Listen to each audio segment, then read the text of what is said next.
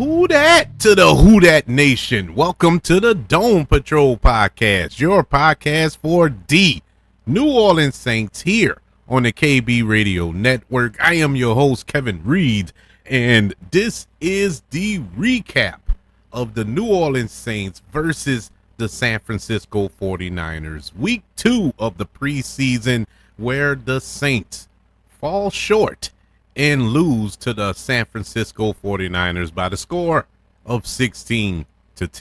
But we all know it's the preseason. Wins and losses are, who cares? You know, who really cares? The games don't count statistically, so it's not about wins and losses. It's more about how did individuals look and did they win their one-on-one matchups, or how do they look stacked up to their backups, you know, in certain position battles and so on and so forth. Who's going to make the team? And, you know, that's what the preseason is all about. So wins and losses doesn't matter. I didn't care that we won last week. It really didn't matter. The fact that we lost this week really didn't matter. But I know there are some who are upset because the Saints lost. Who cares if they lost? This doesn't matter. This doesn't affect you going into the playoffs this season, or helping us in our division division quest, you know. So who cares? Who really cares? What does matter is how did certain players look on Sunday night? How did the quarterbacks look in this battle for the backup position? How did the offensive line hold up? How did the defense hold up? You know, and how did these receivers look?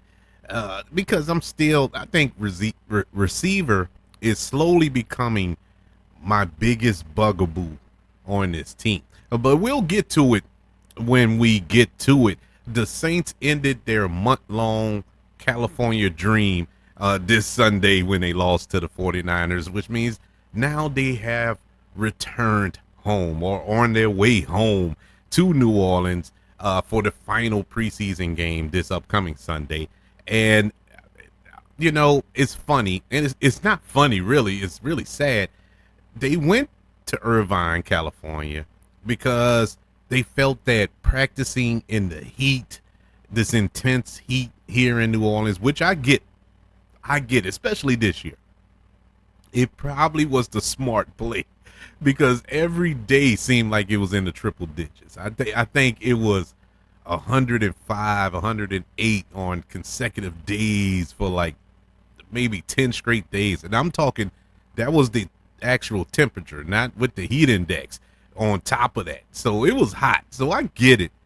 But they said the injuries, players were getting injured, and, you know, rather go somewhere where there's some better weather and whatnot. Well, they've been getting, actually this season was worse than when they practice here. They've been just slammed with injuries on both sides of the ball at this training camp. And I know there's no control over that. It happens in all of the teams, a lot of the teams. They canceled the joint practice between these two squads last week because of the injuries. And so it's been bad, bro, across the league. It's just been bad. And I think a lot of that is because of the conditioning during the offseason. I don't think these players are conditioning themselves properly. I mean, plus they changed the way they practice. You don't have the two-a-days and all this here like we used to have when I was growing up. You know, even in high school we had two-a-days, but they don't have that no more in the NFL. And I think it's starting to affect these players. The injuries are so fast and furious. It's ridiculous to a degree. But anywho's, back to this past Sunday's game against the 49ers. The first team units had plenty of time. You know, they had plenty of good game film to review on the way back home, because they was on the field, I would say, a good portion of the first half, if not the entire first half. They definitely the entire first quarter for certain. And so there's a lot to look at there. The defensive ends, Carl Granderson and Chase Young, they were madmen. I'm so encouraged with this defensive front, this defensive line. It looks like we got something special. I'm trying to hold back my expectations because, of course, it's preseason. It's only the second game, but we're 2 games in, and that defensive line looks really, really good. I mean, Chase Young was harassing Brock Purdy.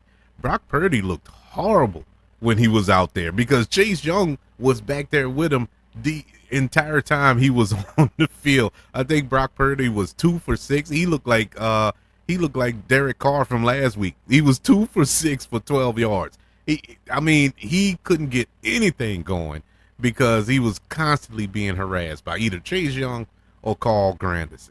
It was crazy. And so that was encouraging. Speaking of Derek Carr was better. Derek Carr was better this week. He went on this 16-play, 95-yard drive in I think in the second quarter, or at least it lapped over into the second quarter, that ended with a touchdown drive. I think that was their final drive, and at least the starters' final drive. And we got to see Taysom Hill in a new role, which is weird to say.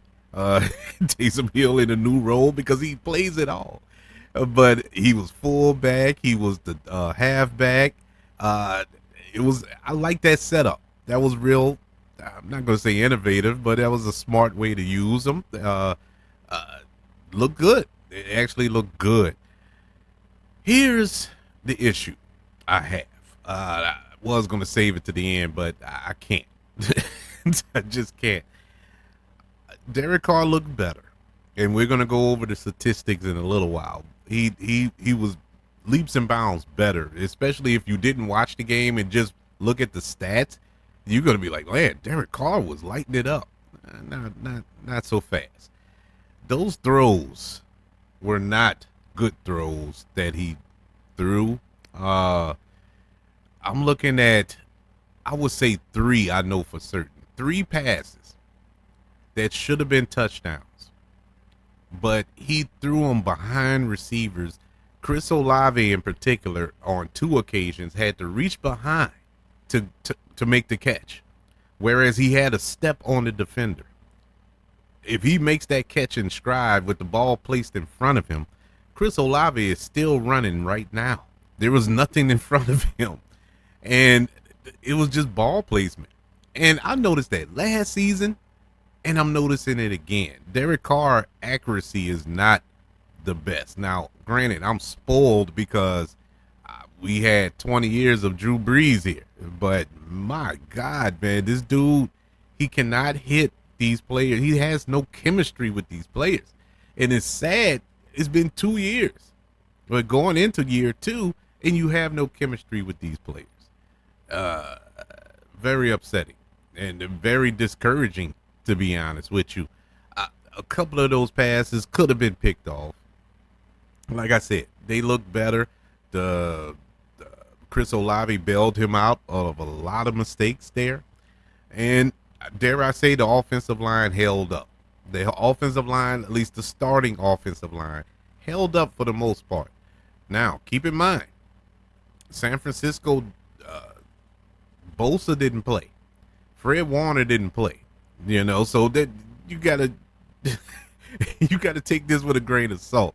I would love to cry from the mountaintops that, all right, they got it together on the old line, but I mean, you got to look beyond. You got to look in that gray area. Just don't look at the black and white. You also got to look at that little gray area and know the real.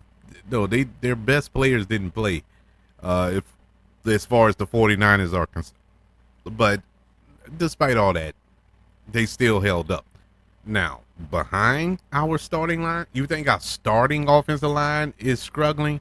My God, the number 2s and the 3s are even worse. They are horrible. Poor Spencer Rattler and Jake Hader. This was a long night for those 2 fellas. I mean, none of them could get any separation in this little battle for the backup job here. I felt bad for them dudes. I was hoping to see them get some opportunities with the ones, and I know why. I know why. Deep in my soul, I don't know for a fact. I don't have any inside sources, but Dennis Allen isn't going to allow Spencer Rattner or Jake Hayner to play with the ones and open up a door for a quarterback controversy. He's not going to do that, because if those guys come in and outperform Derek Carr, it's going to be a problem, because you're going to have to address the fact, why are you starting Derek Carr? Why is Derek Carr the starter when clearly he's not the best man for the job? So he's not even going to open that door. So I get it, but at the same time, you want to give these guys a chance. Give them a chance to prove me wrong. Maybe they'll get out there and look horrible. And you'll be justified in your decision. But you're not confident enough, you being Dennis Allen, not confident enough to do that. Because deep down, those guys are better. Those guys are better. Despite the fact they weren't the best out there today, or last night, I should say. Let's go over the stats of this game, starting with the quarterback, since we were already there. The leading passer for the New Orleans Saints was Jake Hayter. He was 7 for 13 for 76 yards, no touchdowns, no interceptions. Coming in second is Derek Carr. He was 7 for 9 for 47 yards, no touchdowns, no interceptions. Spencer Rattler was 4 for 8 for 27 yards, no touchdowns, no interceptions. Yeah, those numbers, at least for Carr, is a little deceiving, I feel. You went on a 97-yard or 96-yard drive, and you only had 47 yards total. It says a lot, but it does say a lot for the offense.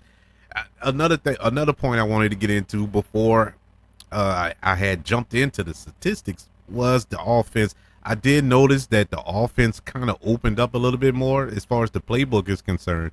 We got a little taste of what Clint Kubiak is going to bring to the table here, and I'm encouraged by that.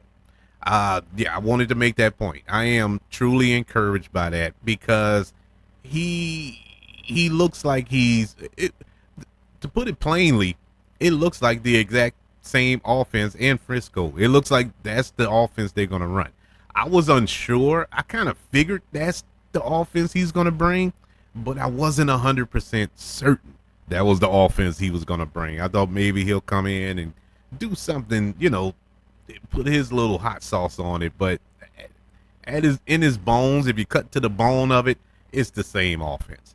And that's fine.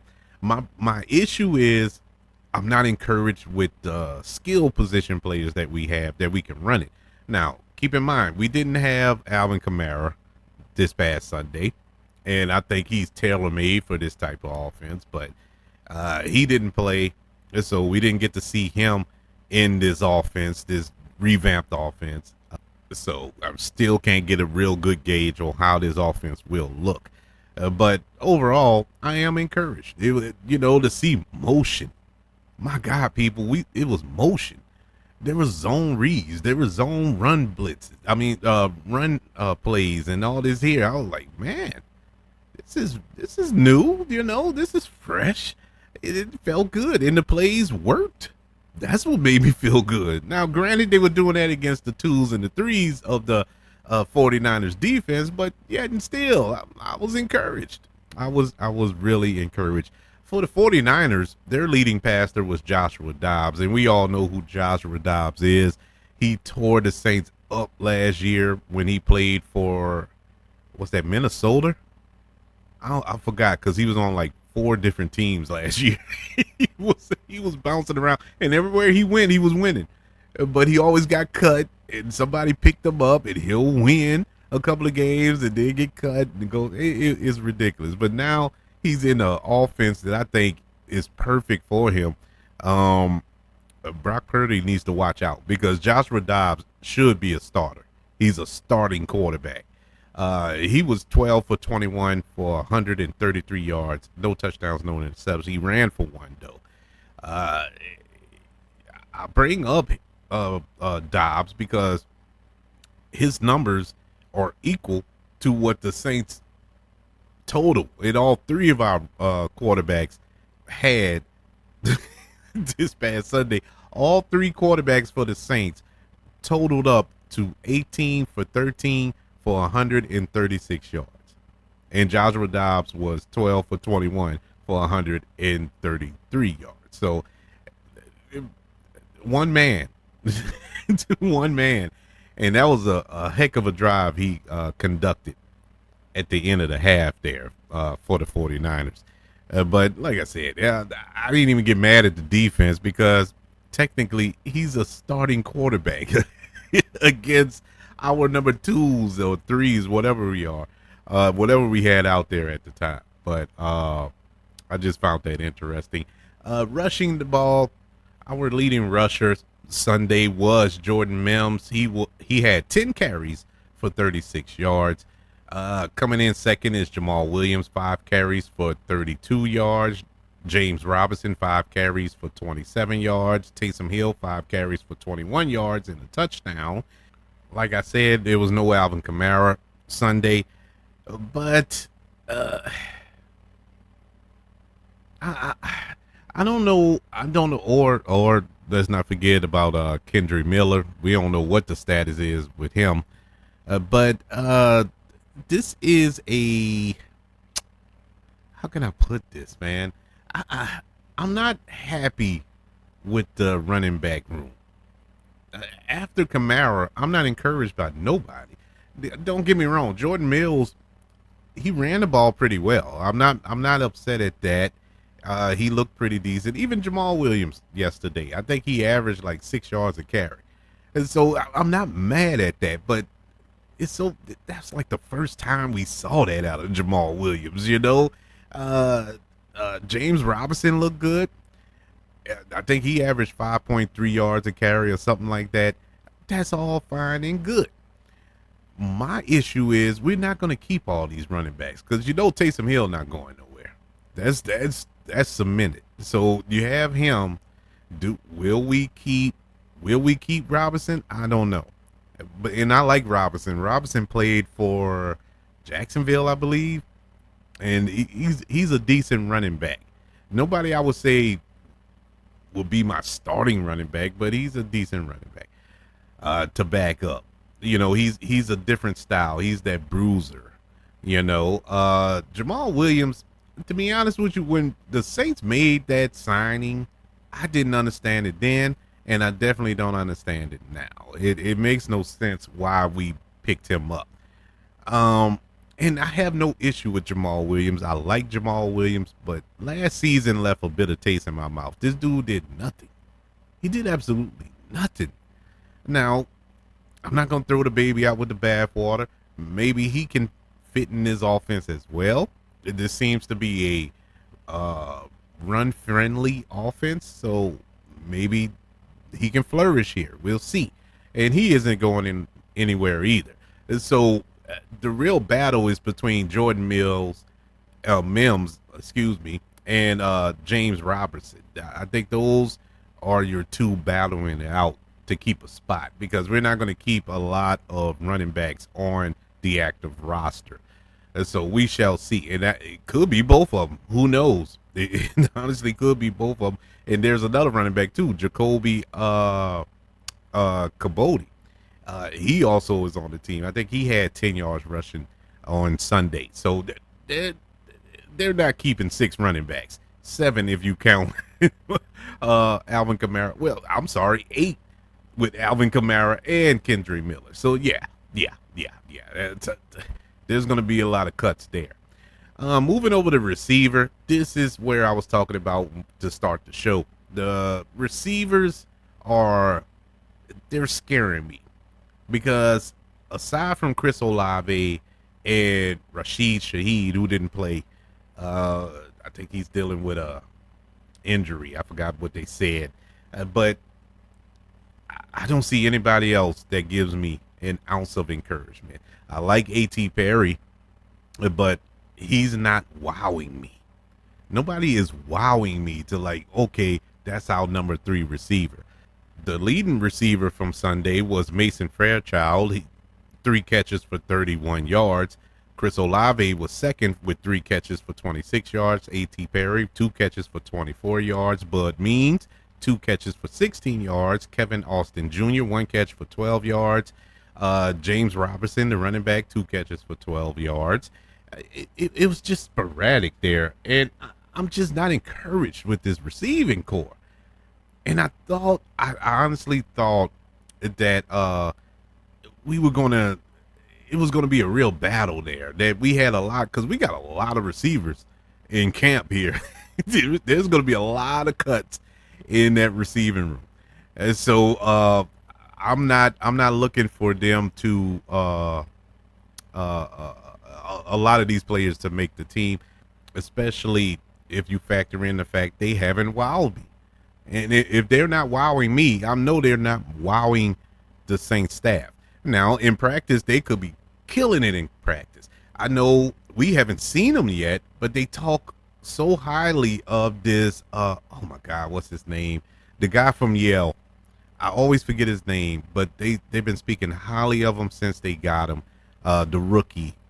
Oh my God. Anyways, they speak highly of him. He got hurt, but I don't see it. I just don't see it from anybody else. I would keep A.T. Perry.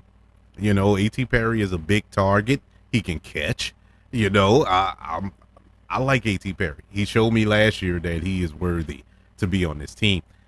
Aside from that, nobody else sticks out. You know, you got Cedric Wilson Jr. He hasn't set the world on fire. The St. Brown gentleman, he hasn't done anything to set the world on fire. Puka Nakua's brother, I don't even think he played yesterday. And so I don't know what's up with that. I guess he's hurt too. And so I don't know. I don't know. We shall see. There's still one more preseason game to go. So maybe they're loading up, getting ready for that for that final stretch. We shall see. Defensively, like I said, this team looks pretty solid. They're pretty solid as far as the starters are concerned. I'm not going to go through the stats of the defense, but I did like what I saw from a lot of players in our second and third teams. The cornerback, Rico Payton, I like that. I like what I saw out of him. He has, I'm not going to say it, but it's something. He just got it. You know, he fits in like a glove. We saw Kool-Aid McKinsley leave out with a knee injury. Thank God they came out and reported that it's nothing serious. It's nothing major. I hope not. I pray that he's healthy going forward. But, yeah, I was encouraged by a lot of the youngsters there.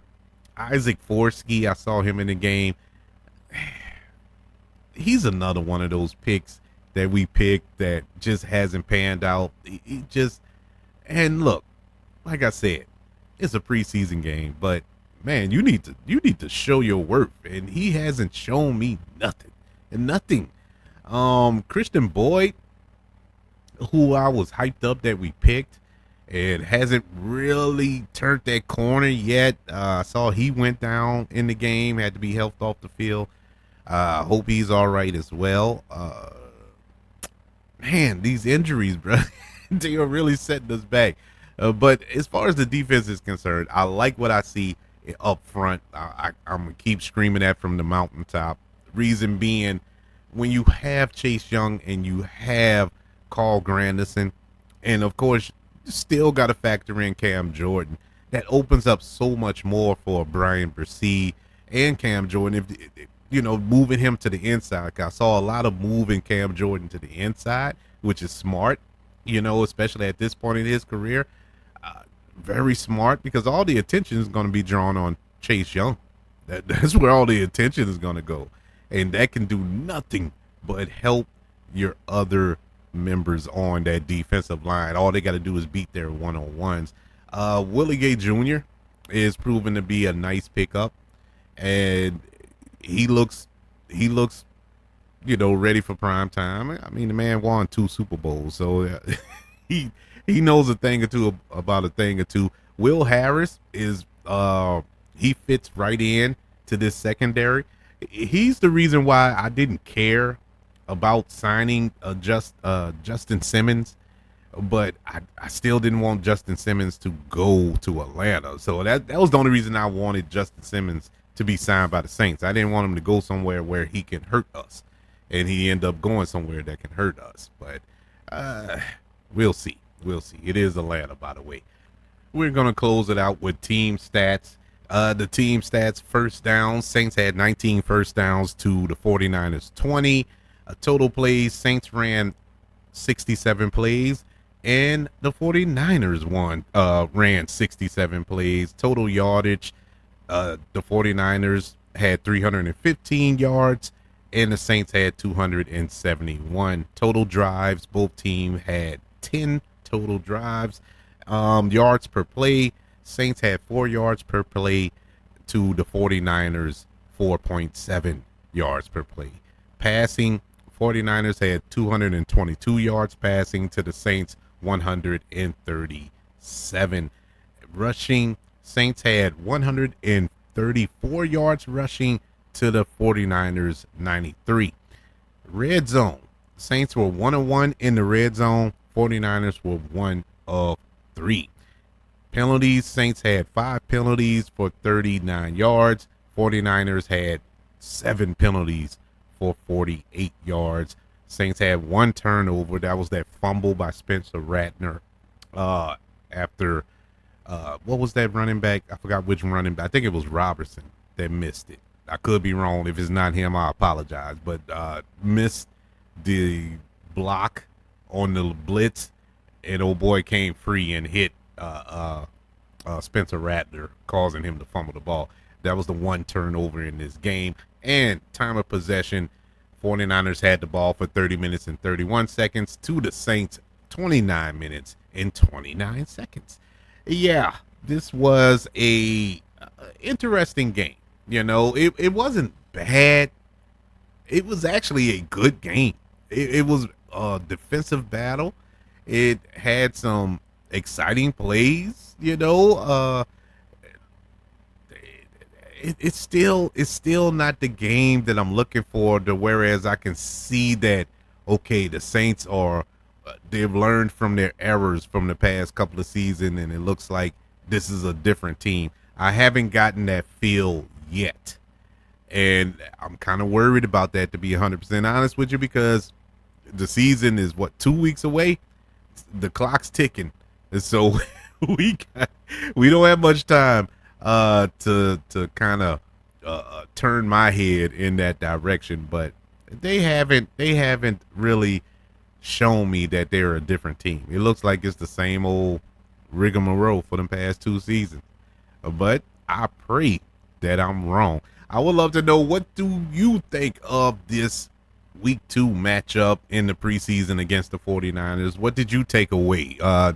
Is it the defense performance? Is it the our starters on offense performance, Derek Carr or whatever? Who stuck out to you? I would love to know. Email the show, kbradiopodcast@gmail.com. You can also leave comments on all of my social media platforms. Just search for the KB Radio Network. Also, YouTube. Don't forget to subscribe to the KB Radio Network channel on YouTube and like this video if you don't mind. Also, don't forget about the 5 stars, the reviews, and sharing this show if you're listening on Apple Podcasts, Spotify, iHeartRadio, wherever you are currently listening to the Dawn Patrol podcast, your podcast for the New Orleans Saints.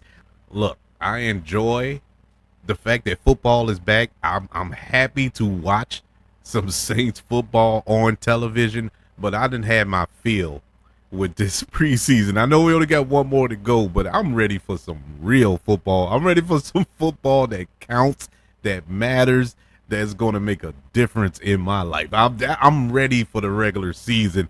Let's get through this one more time next Sunday as the Saints will host the Tennessee Titans in the Dome, August the 25th, 12 noon.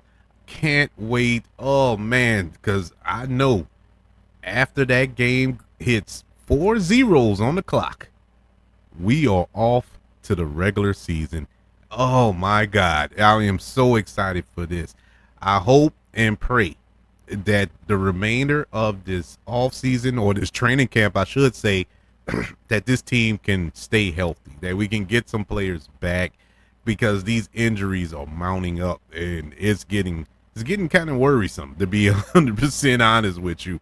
I hope they can stay healthy going forward. Can't wait to speak to you later on this week when we preview the Saints versus the Titans in the Dome. And then after that game goes final, we will be recapping the final preseason game all this weekend. Be on the lookout for that. But until then, I'm going to be screaming every day from the top of my lungs, "Who dat?"